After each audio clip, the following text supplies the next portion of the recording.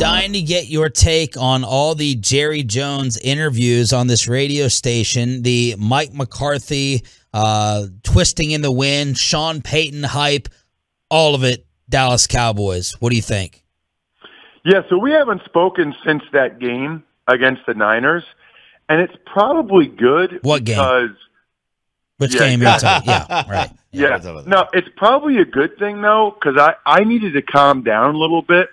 And I don't care about I'm not a Cowboys fan. I don't care how they do. I was so annoyed by that game. And I'm not talking about the quarterback draw thing, even though that was obviously a travesty. The thing that bothered me the most, I don't know how much you guys talked about it, but after the game, yes, Dak complaining about the refs. Forget about him saying good for the fans to throw it. And I'm glad Dak apologized. I love Dak. I'm glad he apologized. But McCarthy saying, yeah, I thought the refs would let him play more. Yeah. Neither one of them, this is my issue with the Cowboys organization, and it always has been. Neither one of them took any accountability or responsibility for the loss or the lack of discipline, which cost them the game. They both complained about the refs. Yep. And I'm sitting there thinking, here's the thing that bothered me about it. What are they complaining about? Randy Gregory tackling the Niners offensive lineman like a moron? Adigi Zua.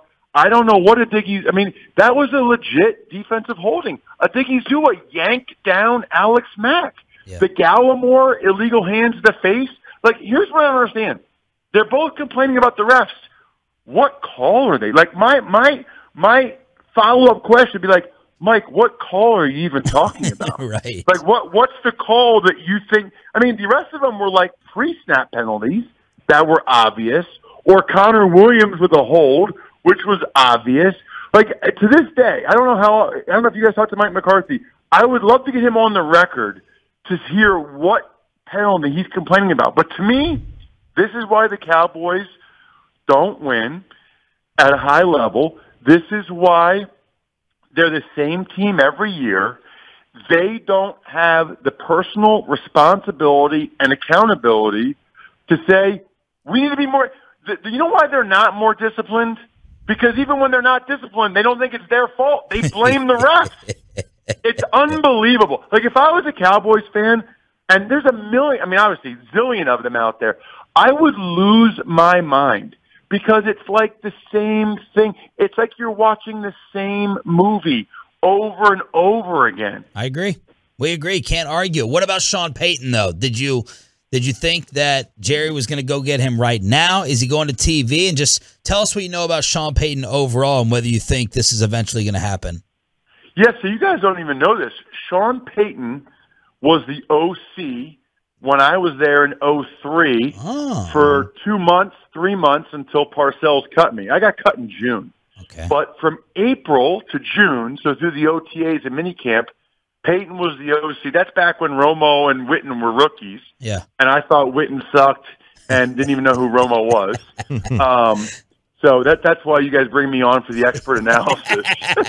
What were you who's this slow white guy? Yeah.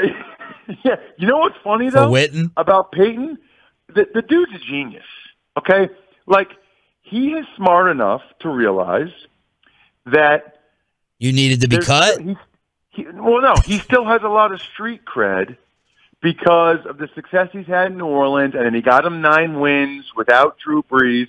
But he's also smart enough to realize if he stayed in New Orleans for another year... They might have a losing season, and then people start to forget what you did. The shine comes off you a little bit. Parcells is his mentor. Parcells is the expert at this, right? You leave with a little bit left in you, so people are still...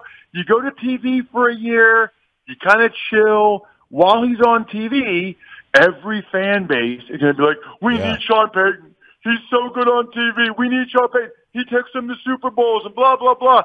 So he'll be so coveted. And then a year from now, he'll be able to go somewhere to a much better situation than he has in New Orleans. New Orleans doesn't have a quarterback. Whereas next year, he'll go to Dallas or Jacksonville, or he'll go somewhere where they have a franchise quarterback and they actually have a chance to win big. Like Sean Payton is working this perfectly. I respect it. It certainly could be the Cowboys, and then bringing McCarthy back makes it very, very much a possibility. The thing is, though, the Saints, it's really interesting because the Saints are going to drive a hard bargain, and there's probably going to be more than one team that wants him.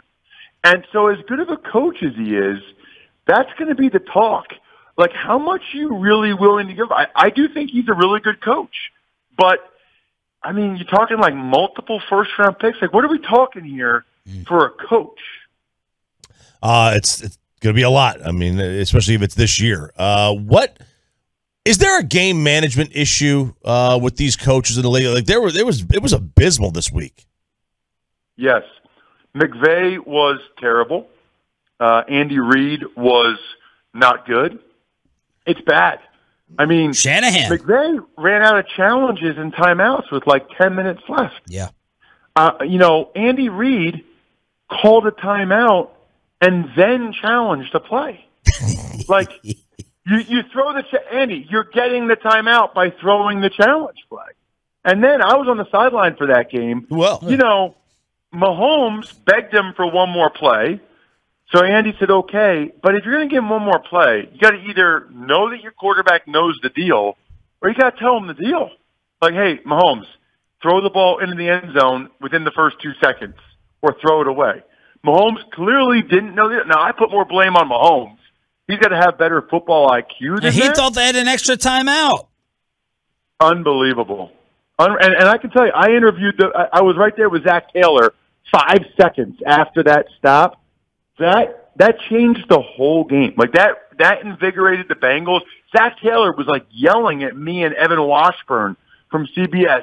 He's like, this is the same score we had last time we played these guys. That stop was what we need. This is what, he was hype. Meanwhile, I heard Andy Reid was like, that was not what's supposed to happen right there. Andy Reid was not happy. So, yeah, and then here's my psychoanalysis. I'm like somewhat convinced that Mahomes realized how bad he messed up at the end of the first half and that he had kind of he had damaged the trust that Andy Reid had in him, and that's why Mahomes played so terribly in the second half. That's my 30,000-foot psychologist view, is that Mahomes couldn't get out of his head how bad the mistake was that he made at the end of the first half.